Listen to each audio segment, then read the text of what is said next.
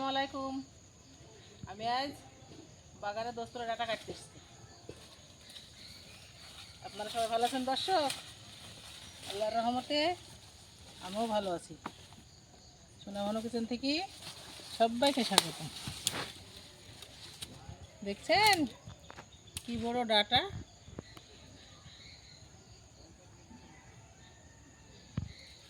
আর আমি ছোটো মাছ দিয়ে ডাটা রান্না করব।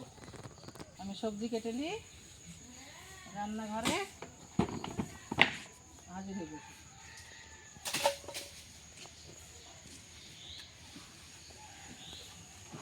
বাপ কি বড় ডাটা, পাতাটা তো মনে হচ্ছে ছাতা, মাথায় দিলে তো পানি পড়বে না।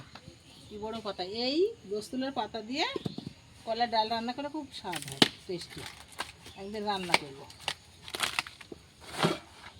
আর এই ডাটাটা কেটে নেব এখন। বিসমিল্লাহ।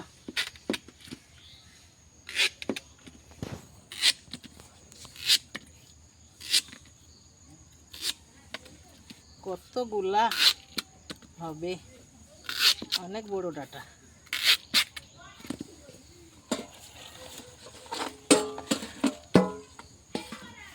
ডাটাটাকে ছিলব না, এখন ফাড়লাম দুখান করে, কুটে নিব। কুটে নেওয়ার পর পরিষ্কার করে ধুয়ে নিই, রান্না করব।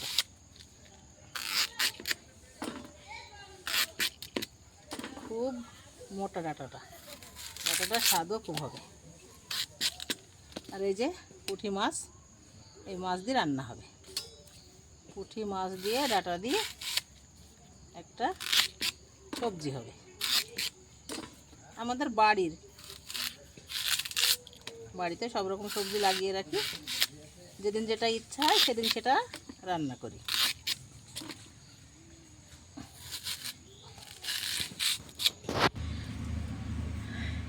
এই দোস্তুলের ডাটা কুটিয়ে ধুয়ে নিলাম, মাছটা সুন্দর করে ধুয়ে কুটে রেডি হয়ে গেছে। পুঁটি মাছ ছোটো বড়ো সব রকমই আছে।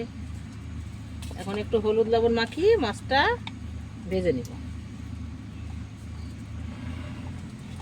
মাছটা ভেজে নামিয়ে নিয়ে ডাটাটা সুন্দর করে ভেজে দিব।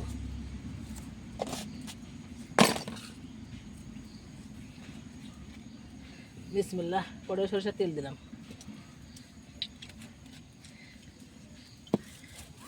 তেলটা সুন্দর করে গরম করে দেবো, নাহলে মাছগুলা ভেঙে যাবে। মাছটা কেনা, ডাটা আমাদের বাগানের, আমাদের বাড়িতে এগুলো লাগানি আছে। বিসমিল্লাহ।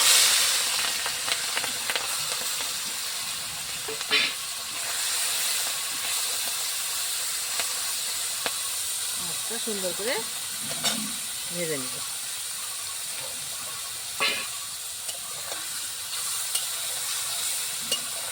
তেল সুন্দর করে গরম করে দিলে কড়াইয়ের মাছ লাগে না। সুন্দর করে গরম করে দিলাম।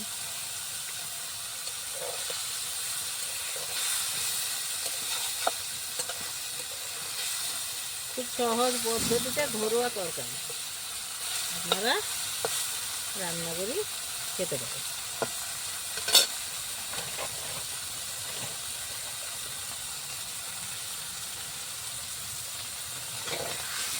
সুন্দরভাবে ভাজা হয়ে গেছে মাছগুলো। আমি তেল সাইড করে তুলেছি, অনেক তেল তো।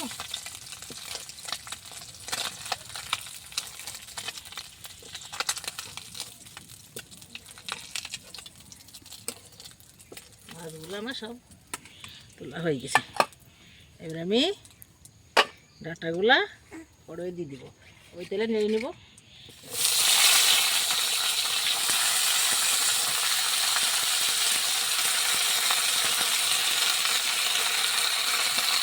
এক ছাড়া ডাটা কেটে এক ছাড় নেব, রান্না করে অল্প হয়ে যাবে, কড়াই ভর্তি হয়ে যাবে।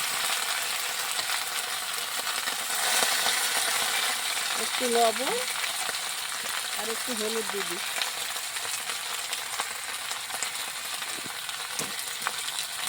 সুন্দর করে ডাঁটাটাকে ভেজে নেব।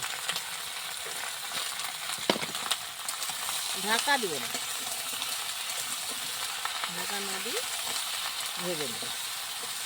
আপনারা এই ছোট মাছ দিয়ে আর 10 কিলো ডাঁটা দিয়ে একটু রান্না করে খেয়ে দেখুন, আঙুল চেপে খেতে হবে, এত টেস্টি।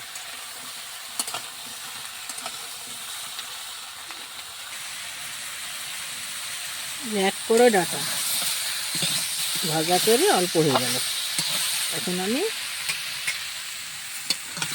দেখছেন তো কতটুকু হয়ে গেল। এখন আমি থালে ঢেলে নেব।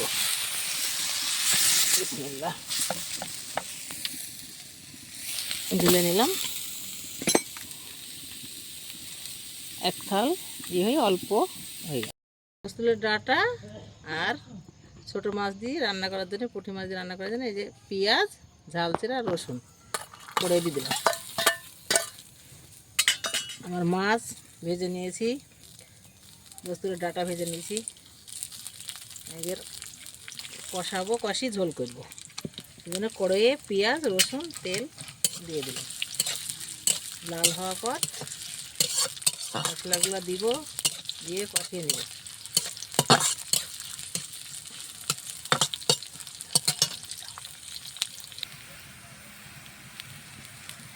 মশলাটা সুন্দর হয়ে লাল হয়ে গেছে। এদের মশলা দিয়ে দিলাম জিরে, ধনে, জিরে গুঁড়ো, ধনে গুঁড়ো, হলুদ, লবণ দিয়ে দিলাম। মশলাটা কষিয়ে নিয়ে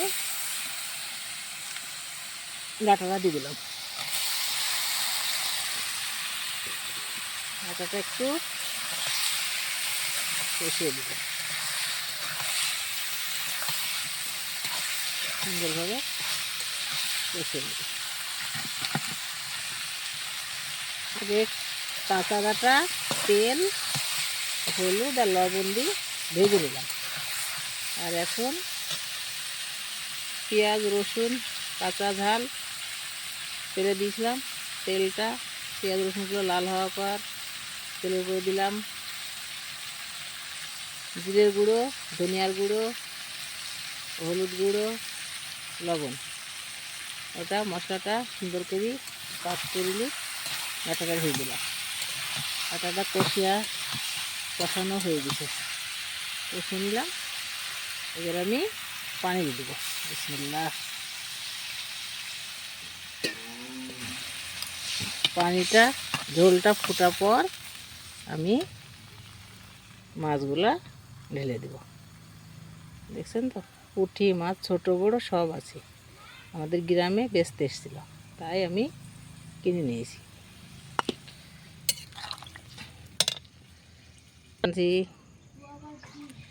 ঢাকনা দিয়ে ঢেকে দিলাম।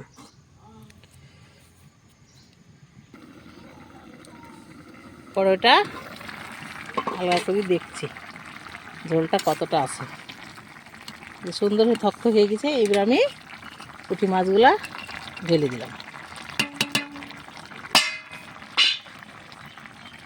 মাছের সঙ্গে এর যে কত সুন্দর মিল, সুন্দর মিল। দেখছেন তো ঝোলও মরে এসেছে। একটু ঢাকা দিব, ঢাকা দেওয়ার পর নামিয়ে নেব।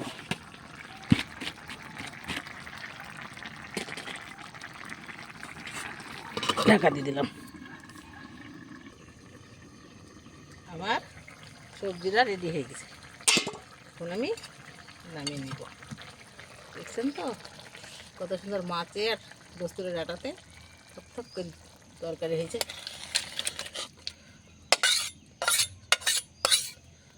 এখন আমি একটু ভাজা দেব।